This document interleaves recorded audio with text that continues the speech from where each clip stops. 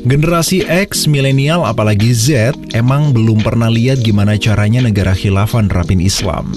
Sekarang, kita cuma bisa tahu negara ini dari sisa-sisa peninggalannya aja. Makanya, untuk bisa dapetin gambaran tentang pemerintahan Islam yang sesuai sama fakta aslinya, itu sulit banget. Dan gak heran kalau banyak sekali pertanyaan yang seolah gak kunjung terjawab. Misalnya, kayak apa sih sebenarnya rasanya hidup di dalam negara khilafah itu?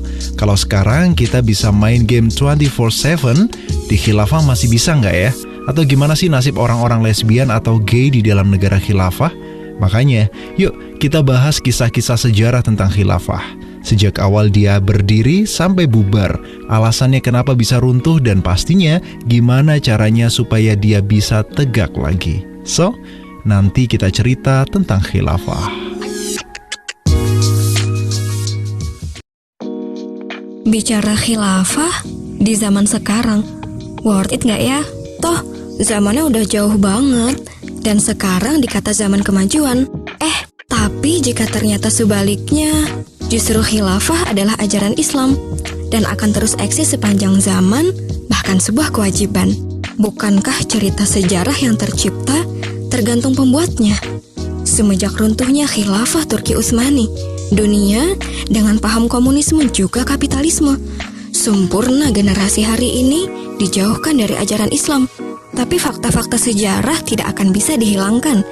Ia akan tetap ada, baik berupa peninggalan sejarah itu sendiri, ataupun para ulama yang tetap hidup mendakwahkan kita tentang urgensitas dari khilafah.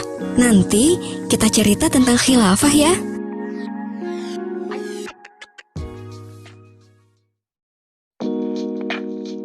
Rusaknya pendidikan sekarang udah jadi bukti nyata kalau penerapan sistem sekuler kapitalis itu gagal. Jadi udah seharusnya nih bagi umat Islam untuk berjuang mengembalikan lagi sistem yang jadi rahmatan lil alamin, yaitu sistem Islam atau khilafah. Terus gimana sih step by step untuk nerapin khilafah lagi? Gak lain dan gak bukan dengan gencarin dakwah bareng jamaah biar kebentuk akidah yang lurus di tengah-tengah umat. Jadinya, umat pun siap untuk menerapin sistem Islam lagi. Dan gak lupa juga dengan dakwain secara rinci supaya umat kegambar gimana sistem saat ini bisa dibilang gagal dan pengen segera nerapin kembali sistem Islam. Nanti kita cerita tentang khilafah. Millennials, sadar gak sih makin kesini kok rasanya masalah hidup makin banyak ya? Mau sekolah mahal, nyari kerja susah, kasus pembunuhan, pelecehan, LGBT, bullying, dan masih banyak lagi kejahatan lain di mana-mana yang gak lain karena sekularisasi kehidupan. Banyak masalah dan kita nggak tahu mesti ngapain. Kapan sih dunia ini bisa adem ayem santai kayak di pantai? Tapi tahu nggak sih, dulu hampir 14 abad lamanya dunia ini diatur oleh satu sistem bernama khilafah yang bisa bikin sekolah jadi nggak mahal, kejahatan dilawan sampai beres sesuai syariat Islam. Kamu pasti udah tahu ya, tapi temen yang lain gimana? Gak afdol rasanya kalau nggak nge-share hal yang menarik ini. Terus dakwain khilafah, teriakin ke dunia gimana kerennya sistem ini dan ntar kita bakal hidup damai penuh berkah. Nah, makanya kita semua butuh belajar dan terus upgrade pengetahuan. Tapi hari ini kita kenalan dulu aja ya, sambil ngopi dan nikmatin senja. Nanti kita cerita tentang khilafah. Hari ini banyak kaum milenial yang belum tahu sebenarnya khilafah itu apa. Gimana bumi ini bisa ngerasain senang ratusan tahun sama khilafah. Gimana khilafah bisa naungin umat ini dengan keadilan yang bukan cuma buat orang Islam aja, tapi juga non-Islam. Gimana khilafah ngatasin nasib orang lesbian dan gay. Gimana cara khilafah ngilangin kemiskinan. Gimana khilafah bisa sampai ke Nusantara. Kira-kira khilafah tuh gimana sih? Masih ada nggak sih peninggalannya sampai sekarang? Makanya kita butuh belajar sejarah dan sharing-sharing ringan supaya kaum milenial juga bisa tahu gimana khilafah bisa berjaya ratusan tahun lamanya dan bisa sampai ke Nusantara, dan kenapa sekarang udah nggak ada khilafah. Stay terus di Nanti Kita Cerita Tentang Khilafah. Bakal banyak sharing-sharing ringan mengenal khilafah.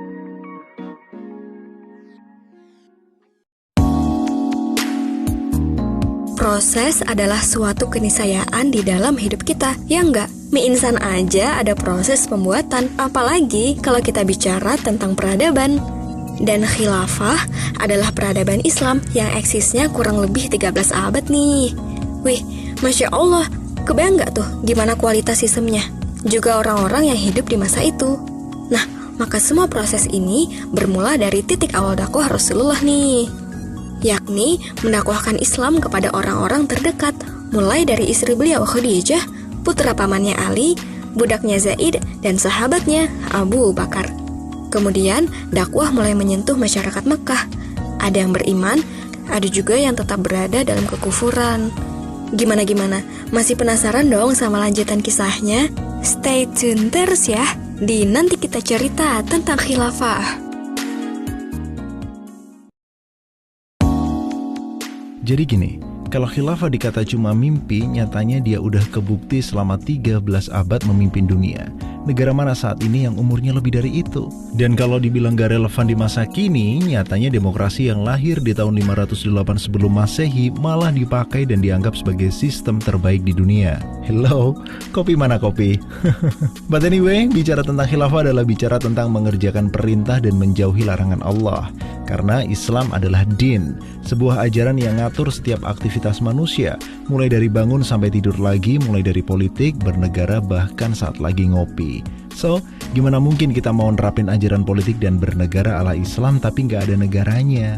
Stay tune terus, karena nanti kita cerita tentang khilafah.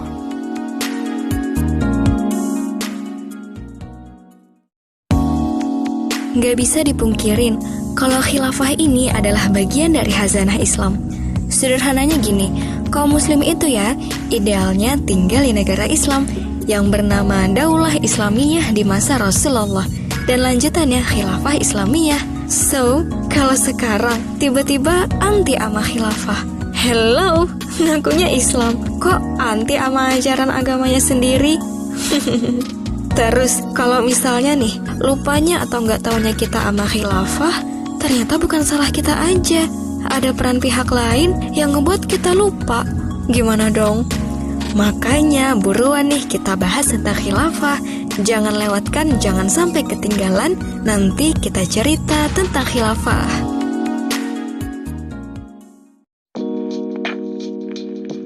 Hai, what's up guys? Akhir-akhir ini sering banget gak sih dengar kata khilafah?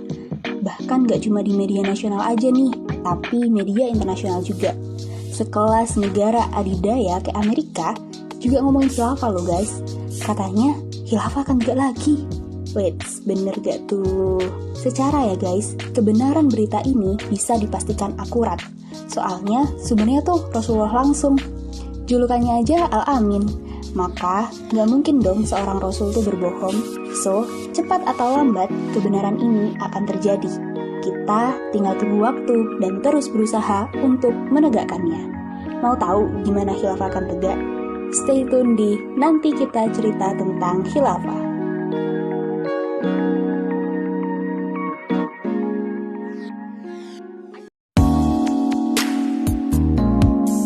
Ada yang bilang tegaknya khilafah itu cuman halu yang gak bakal kewujud loh. Ya emang sih, dia gak bakal kewujud kalau cuma diomongin doang alias without action. Dulu waktu kita dijajah Belanda, orang yang teriak merdeka itu juga dibilang halu. Tapi ujung-ujungnya juga orang-orang yang kayak gitu yang bikin kita jadi merdeka. Ya, setelah perjuangan panjang emang. Percaya deh, orang-orang yang yakin sama janjinya Allah bakalan terus semangat. Soalnya Allah emang gak pernah ingkar janji. Udah dikabarin lewat surat An-Nur ayat 55 kalau umat Islam entar bakalan nguasain bumi ini. So, daripada maksa ya bilang khilafah halu, padahal ujung-ujungnya khilafah juga tegak. Terus siapa dong yang halu? Mending banyakin nambah wawasan deh. Skuy, nanti kita cerita tentang khilafah. Di pemerintahan Islam, power itu di tangan umat, tapi semuanya udah ditentuin sama Allah, sang pemegang kedaulatan. Jadi, khalifah itu nggak buat bikin atau nentuin hukum, tapi pelayan rakyat yang diangkat buat ngejamin syariat Islam diterapin buat seluruh umat. Kenapa sih penting banget buat ada khalifah? Karena cuman Islam yang punya aturan komplit, sampai nih ke hal paling kecil di kehidupan kita.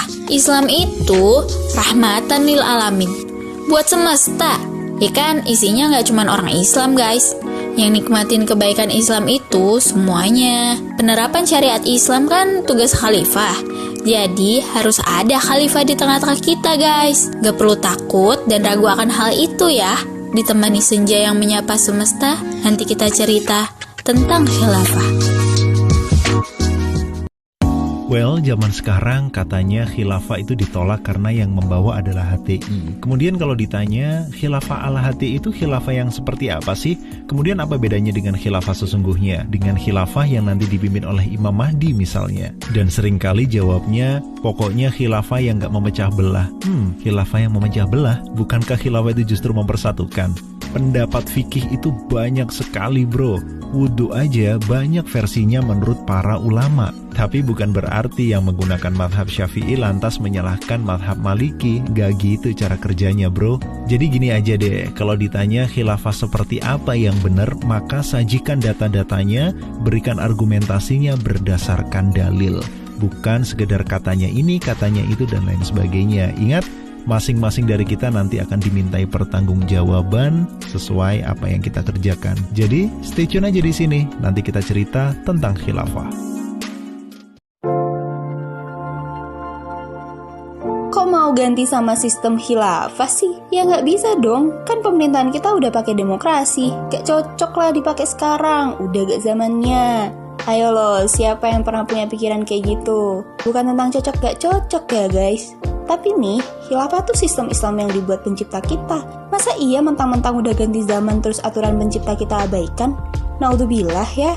Ibaratnya, kalau kita bertamu ke rumah orang, pasti dia punya aturan buat yang bertamu. Gak mungkin kita bisa seenaknya. Kalau seenaknya, ya bisa-bisa diusir, ya gak sih? Nah, tinggal di buminya Allah juga sama, kayak gitu guys. Gak bisa seenaknya. HP aja diatur sama yang punya, yang lebih dari dia. Kita nih manusia, kok gak mau diatur yang lebih dari diri kita? Biar gak terus-terusan gagal paham sama khilafah, stay tune ya, di nanti kita cerita tentang khilafah.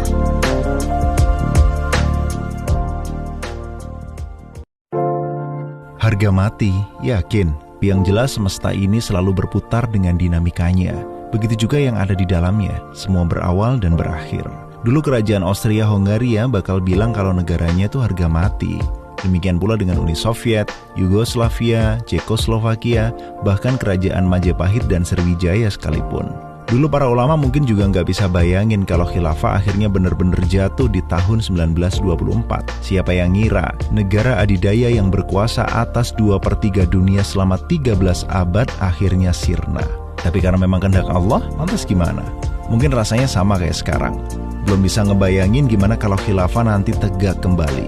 Tapi ingat, itu janji Allah ya, nggak bisa ditentang. Karena hukum Allah adalah yang terbaik buat kita. Dan kalau dengan khilafah kehidupan bisa lebih baik dan berkah, lantas kenapa harus bertahan dengan harga mati? Nanti kita cerita tentang khilafah.